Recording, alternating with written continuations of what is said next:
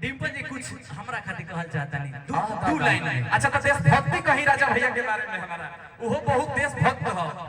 पहले आप कह दीजिए उसके बाद मैं कहूँगी। तो हम तो पूरा देश खातिर तो हम भाई कुर्बान हो जाए नु। हाँ कहिए।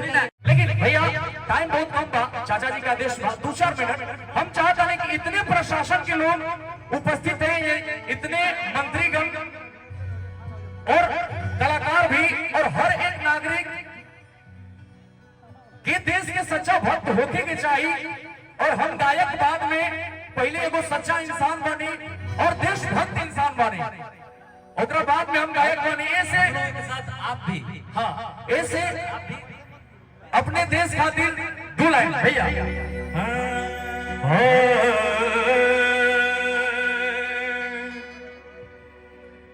मेरा कर्मा तू मेरा धर्मा तू, तेरा सब कुछ मैं मेरा सब कुछ तू।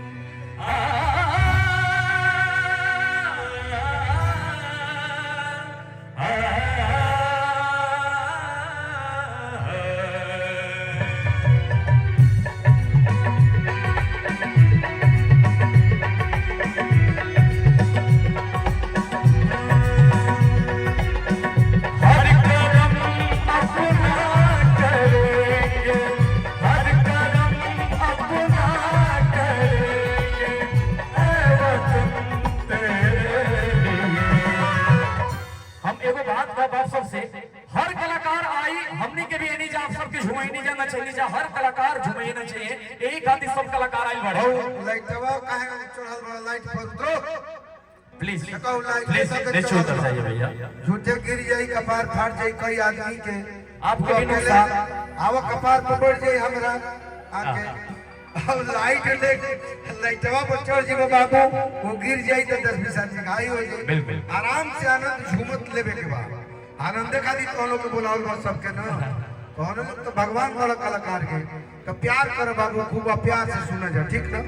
ऐसे कि ढेर टीचर करबे तो हमारे इंस्पेक्टर साहब पूरे टेंशन में बनी को आपके प्रोग्राम खत्म।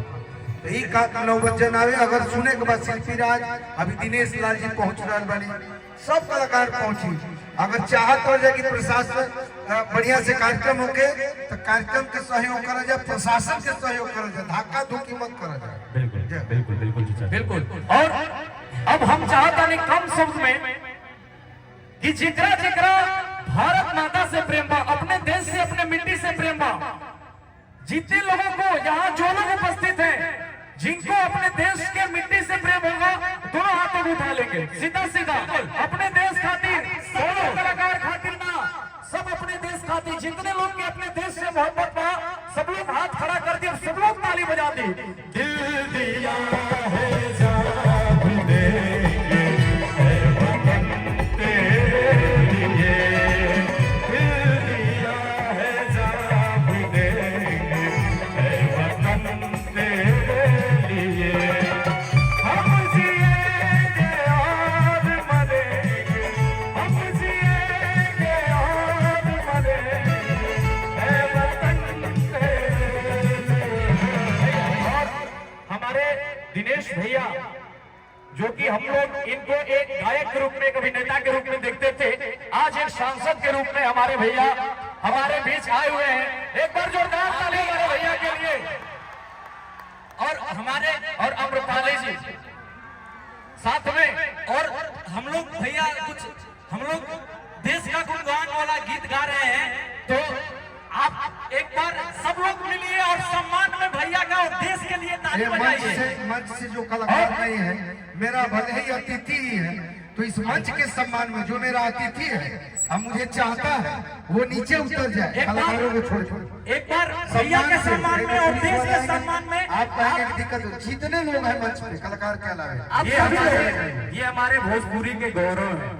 और एक बार आप सब लोग देश के हाथ खड़ा कर देंगे, सब लोग कहना है दिल दिया है जान देंगे है वतन तेरे लिए। भैया हम जिएंगे और मरेंगे, हम जिएंगे और मरेंगे है वतन तेरे लिए। दिल दिया है जान देंगे